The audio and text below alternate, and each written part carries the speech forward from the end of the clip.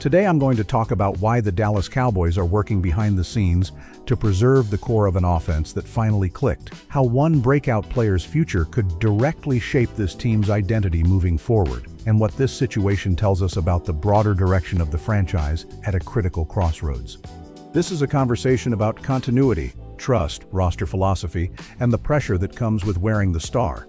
It's about how decisions made in January and February echo all the way into December, under the lights, inside AT&T Stadium. I'm Carlos Eduardo, and today I want to speak directly to Cowboys fans about a move that, in my opinion, says a lot more than it appears on the surface. When the 2025-26 season came to an end, the national conversation around the Cowboys followed a familiar pattern. Big numbers, high expectations, questions about what comes next. That part never changes. But if you really watch this team week after week, if you paid attention to how the offense evolved, how the rhythm developed, and how confidence started to show up on tape, you saw something different forming. This was one of the most productive offenses the Cowboys have fielded in years. And it wasn't just about raw yardage or fantasy stats. It was about balance, timing, sustainability. From my perspective, that's the part that matters most. Dak Prescott's season deserves context. After losing the previous year to a season-ending injury, there was real pressure on him entering this one. Not just external noise, but the internal pressure that comes with being the quarterback of America's team. Dak answered that pressure by starting all 17 games and delivering one of the most efficient seasons of his career. Third in the league in passing yards, near the top in touchdowns, commanding the offense, not surviving it. But quarterbacks don't operate in a vacuum. What I see on this roster is an offense that finally supported its quarterback the right way. The Cowboys made a decision before the season that raised eyebrows. They let Rico Dowdle walk after a career year and brought in Javonte Williams on a modest deal. At the time, many fans questioned it. I understand why. Dallas fans remember production. We remember who showed up, and Dowdle had shown up. But this is where front office philosophy comes into play. Williams didn't just fill a role. He became a pillar, over 1,200 rushing yards, double-digit touchdowns, consistent downhill running, reliable hands out of the backfield, and all of that on a contract that barely dented the cap. If I'm being honest with Cowboys fans, that kind of value is rare in today's NFL. More importantly, he brought physicality back to the offense. There were stretches last season where Dallas didn't just score, they controlled games. That matters in December. That matters in the NFC East. That matters when you walk into hostile environments knowing you can run the ball when everyone in the stadium knows you're going to try. Now the Cowboys are at a familiar crossroads. A productive player hits free agency. The league starts circling, and Dallas has to decide whether continuity is worth the price. From the facts we have, the front office clearly believes it is. Stephen Jones has been transparent about priorities. The team wants to keep key contributors from last season. That includes Javonte Williams. Meetings have already happened with his representatives. More discussions are expected around the combine. This isn't speculation. This is process. And in my opinion, the timing matters. Dallas knows it has work to do on defense. Everyone sees it. The front office sees it. Fans see it.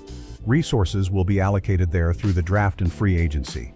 That makes cost certainty on offense even more valuable. When you already know what works, you protect it.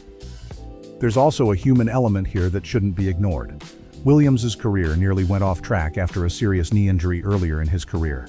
Not every player comes back the same. He did. And he didn't just come back, he earned his role. He earned the trust of the locker room. He earned the respect of the coaching staff. Those things don't show up on a stat sheet, but they show up on Sundays. Historically, the Cowboys have always been at their best when identity was clear. Tom Landry built systems that players believed in. Roger Staubach led teams that trusted one another. Emmitt Smith ran behind lines that imposed their will. Troy Aikman thrived because balance existed. Michael Irvin fed off that balance. This franchise has never been about one piece. It's about how the pieces fit. That's why this decision matters. Right now, Dallas has stars: Dak Prescott, CeeDee Lamb, Micah Parsons, Trevon Diggs. But stars alone don't win in January. Structure does, chemistry does, familiarity does. In the NFC East, nothing is given. Philadelphia reloads. New York adjusts. Washington disrupts. Every division game is a fight, and when you step into AT&TStadium, Jerry World, expectations are suffocating. The building doesn't allow excuses.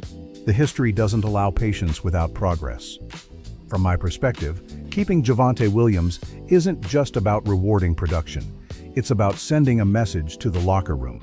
If you perform, if you buy in, if you stay healthy and deliver when it matters, Dallas will try to keep you. That matters to veterans. It matters to young players. It matters to a quarterback who doesn't want to learn a new backfield every year.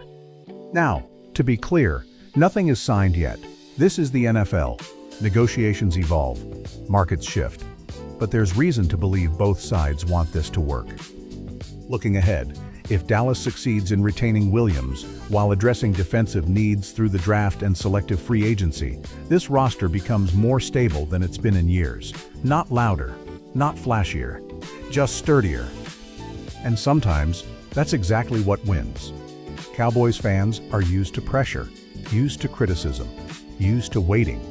But they're also used to believing. This fan base understands that championships aren't built in March.